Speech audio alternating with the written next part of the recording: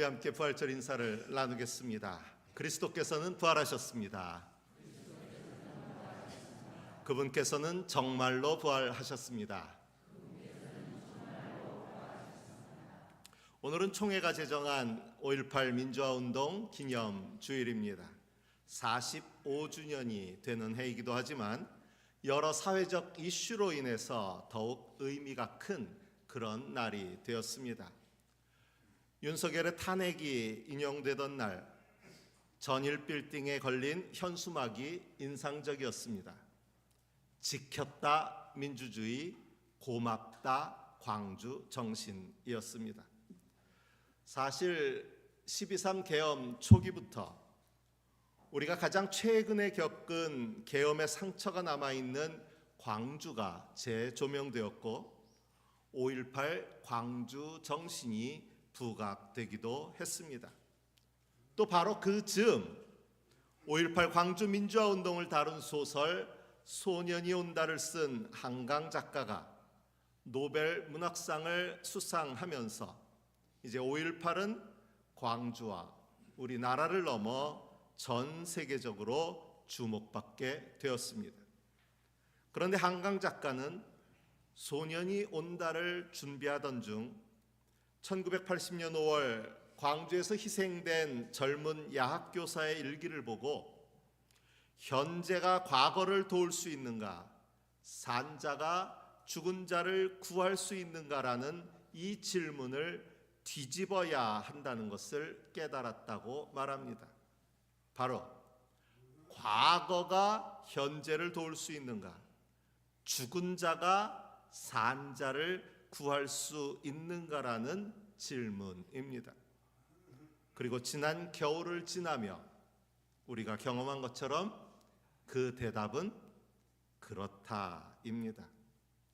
과거가, 죽은 자가 현재를, 오늘을 살아가는 우리를 구했습니다. 그리고 저는 그리스도인으로서 이것이 바로 우리가 믿고 있는 부활 신앙의 핵심이라고 믿습니다. 우리가 그리스도께서 부활하셨습니다, 그분께서는 정말로 부활하셨습니다 라고 인사하는 것은 단지 2000년 전의 기억을 말하는 것이 아니라 이 일이 오늘 우리 안에, 내 안에 이루어지고 있다는 증언이기 때문입니다. 그런 의미에서 우리 다시 한번 인사해 볼까요? 그리스도께서 부활하셨습니다. 그분께서는 정말로 부활하셨습니다. 그분의 부활은 2000년 전의 기억이 아니라 오늘 이 시간 우리 안에서 우리를 살리는 부활의 능력이 되는 줄로 믿습니다. 그런데 과거가 현재를 구하고 죽은 자가 산 자를 구하기 위해서는 필수적인 요소가 있습니다. 그것은 바로 현재를 살고 오늘을 살아가는 사람들이 과거와 죽은 자를 기억하고 그들의 삶의 발자취를 따를 수 있어야 한다는 것입니다. 5.18 광주 정신이 우리 사회에 살아 있어야 하고 자기 몫의 십자가를 지고 예수 그리스도의 길을 따르는 그런 사람들이 있어야 한다는 것입니다. 제가 주일 준비를 할 때면 이 설교의 제목을 정하는 것이 큰 과제 중에 하나입니다. 개인적으로는 너무 인위적인 것은 피하고 싶은 마음에 성경 말씀을 그대로 제목으로 정하는데, 그럴 때는 전하려는 이 메시지를 분명하게 함축하는 그런 성경 말씀을 선택하기 위해 고심하게 됩니다. 그런데 오늘 설교의 제목을 정하면서는 어쩌면 5.18 기념주일에 어울리지 않는 너무 말랑한 그런 설교 제목이 아닐까 하는 생각도 들었지만, 저는 이 서로 사랑하라는 말씀의 앞에 너희도라는 이 부분이 제게 크게 다가왔습니다. 구체적으로는 내가 너희를 사랑한 것 같이 너희도입니다. 따라서 여기서의 서로 사랑하라는 말씀은 그저 너희들 친하게 지내, 사랑하며 살아 라는 윤리적 당부가 아니라 우리의 사랑이 예수 그리스도를 닮은 사랑이 되어야 한다는 전제를 담고 있습니다. 우리의 삶이 예수의 사랑을 따르는 삶이 되어야 한다는 것입니다. 현재를 살고 오늘을 살아가는 우리도 예수님처럼 사랑할 수 있을 때, 그때 새 하늘과 새 땅이 이루어진다는 것입니다. 그럼 예수님처럼 사랑한다는 것은 어떤 특징을 가질까요? 물론 죽기까지 우리를 사랑하셨다는 것이 가장 큰 특징이 될 수 있습니다. 그러나 서로 사랑하라 하는 이 가르침과 연관하여 생각하면 또 하나의 특징이 드러나는데, 그것은 바로 한계가 없는 사랑, 경계를 넘는 사랑이라고 생각할 수 있습니다. 사실 이 34절의 말씀은 너의 이웃을 내 몸처럼 사랑하여라 라는 레위기 19장 18절에 근거하고 있습니다. 그런데 여기서 문제가 되는 것은 바로 우리가 선한 사마리아 사람의 이야기에서 알고 있듯이 내 이웃을 내 몸처럼 사랑하라는 말씀엔 동의하는데, 그런데 도대체 내 이웃은 어디까지인가? 라는 질문이 남아있다는 겁니다. 레위기에서 말하고 있는 이웃의 기준은 철저히 같은 이스라엘 백성의 범주에 머물러 있습니다. 그들이 하느님께 처음 받은 율법은 이스라엘 공동체 내에서 지켜야 하는 계명이었기 때문입니다. 그리고 세월이 흘렀지만 예수님 당시의 이스라엘 역시 이를 문자적으로 받아들였고, 결국 그들은 그들의 사랑의 대상을, 이웃을 같은 민족으로 한정지었습니다. 이것은 철저히 이방인, 그리고 그들이 죄인이라 명명했던 울타리 밖의 사람들을 배제한 그런 사랑이었습니다. 그러나 예수님은 지금 그들에게 새 계명을 주신다고 말씀하십니다. 그들이 일찍이 알고 있던 레위기의 계명을 반복한 것이 아니라는 의미입니다. 새 계명은 그들이 그러한 울타리, 한계, 경계를 벗어나 서로 사랑할 것을 요구하고 있습니다. 이것을 보다 구체적으로 말하고 있는 본문이 사도행전의 말씀입니다. 사도들과 유대에 있는 신도들은 이방 사람들도 하나님의 말씀을 받아들였다라는 소식에 당황하고 있습니다. 심지어는 분노하고 있습니다. 잘됐다 박수 친 게 아니에요. 베드로, 너도 이런 소리 들었어? 도대체 어떻게 된 거야? 내가 우리들의 수장이라면서 이방인들의 집에 들어갔다고? 이방인들에게 복음을 전했다고? 어떻게 그런 일을 할 수가 있어? 오히려 따지고 있는 장면이에요. 여전히 울타리에 갇혀 있는 상태입니다. 그런 그들에게 베드로는 그가 어떻게 이 울타리를 벗어나게 되었는지를 설명하고 있습니다. 그가 본 환상을 말하면서 그도 역시 다른 유대 기독교인들과 똑같은 기준을 가지고 있었음을 고백합니다.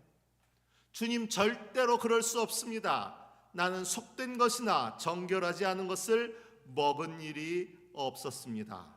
라는 말 속에 그도 역시 선입견을 가지고 있었음을 말하고 있습니다. 그런데 그랬던 그가 하나님께서 깨끗하게 하신 것을 속되다고 하지 말아라 라는 이 하늘로부터 들려온 음성을 통해 변화되었음을 고백하고 있습니다. 하느님은 우리가 제 멋대로 세워놓은 울타리가 성, 속, 이것은 속되다, 이것은 더럽다, 이것은 정결하지 않다, 우리가 제멋대로 정해놓은 그 기준이, 울타리가, 한계가, 경계가 우리의 사랑의 범주를 제한하도록 내버려 두기를 원하시지 않습니다. 예수님은 하늘의 보좌를 버리고 이 땅에 내려와 죄인인 우리를 사랑하심으로써 울타리를 넘어서는 그 사랑을 이미 우리에게 보여주셨습니다.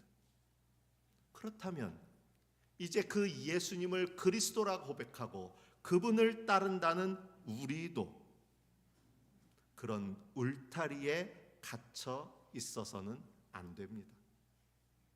그런데 어찌된 일인지 오늘의 그리스도인은 오히려 이런 울타리를 더 높이 세워가고 있습니다. 외국인 노동자들, 이주민들을 차별하는 일에 거리낌이 없습니다.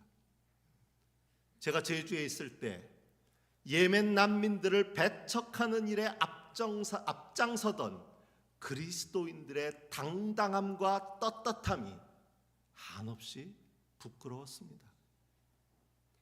반공이라는 기치 아래 자신들과 생각을 달리하는 사람들을 빨갱이라고 몰아붙이는 일에 앞장서던 교회의 역사는 두말할 것도 없습니다. 그리고 이제는 또 이슬람이라는 이유로, 그리고 성적 정체성이 다르다는 것을 이유로 차별을 정당화하는 것이 오히려 그리스도의 사랑이라는 궤변을 주장하기도 합니다. 사회 속의 울타리도 여전히 공고합니다.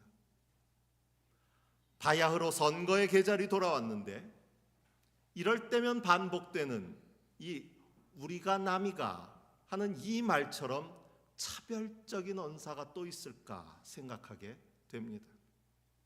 지역주의에 기대어 결국은 울타리 너머의 사람들을 차별하기 위한 야합일 뿐이기 때문입니다. 이번에 결국은 대통령 후보가 되는 일에 실패했지만 한덕수 전 총리가 5.18 민주화 묘역을 찾았다가 광주 시민사회의 반대로 뜻을 이루지 못하자 나도 전라도 사람입니다, 나도 호남 사람입니다 하고 외쳤다는 그 소식을 전해 들으면서 처음에는 하도 기가 막혀서 실소했습니다. 그런데 시간이 지날수록 저 자신이 소위 전라도 사람은 아니지만 분노가 치밀어 올랐습니다. 결국은 전라도를 지역주의에 매몰된 광신자 또는 민주당 맹신자들로 폄훼하는 그런 친일 극우 일간지들의 논조를 답습한 행동이었기 때문입니다. 하긴 그렇게 돌아서서는 광주 사태 운운했다는 그런 것을 보면 오히려 그는 뼛속부터 전라도 사람이 될 자격을 갖추지 못한 사람이 아닐까 싶습니다. 제가 이해하는 전라도 사람은 5.18 광주 정신의 DNA를 가진 사람이기 때문입니다.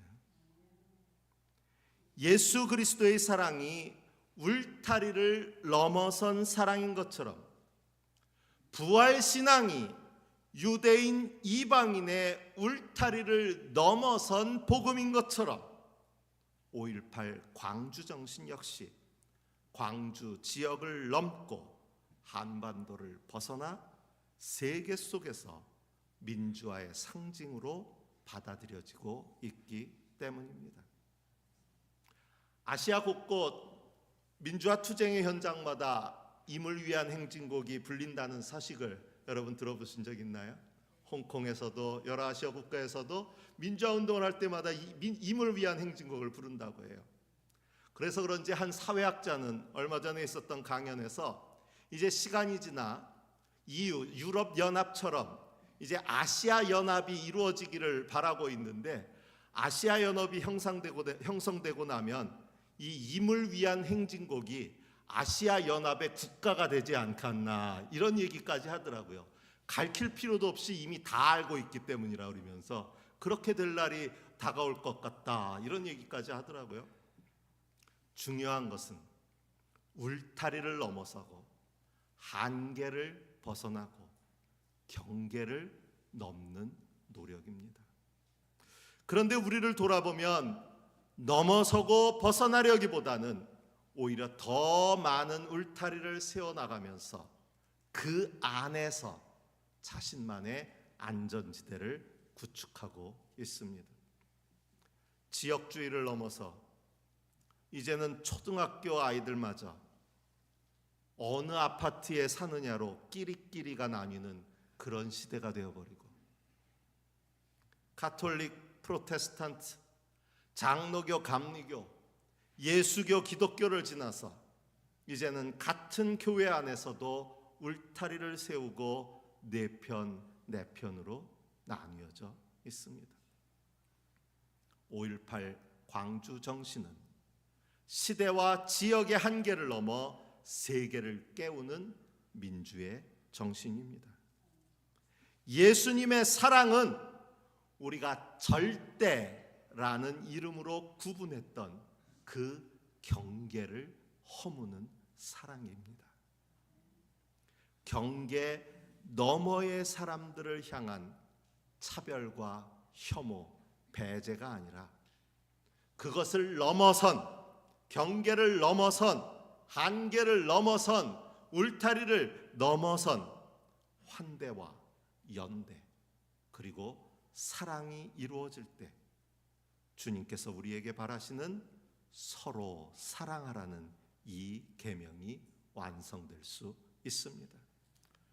그리고 주님께서는 바로 그런 사람들이야말로 이 경계를 넘어선 환대와 연대와 사랑을 서로 나누는 사람들이야말로 하느님의 자녀가 될 것이라고, 새하늘과 새 땅이 이루어진 나라의 하느님의 백성이 될 것이라고 말씀하고 있습니다.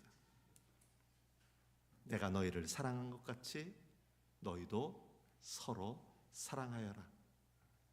주님의 이 간절한 음성을 들을 수 있는 저와 여러분, 그리고 이 나라와 이 민족이 되어지기를 바랍니다. 주신 말씀을 마음에 새기며 묵상합니다.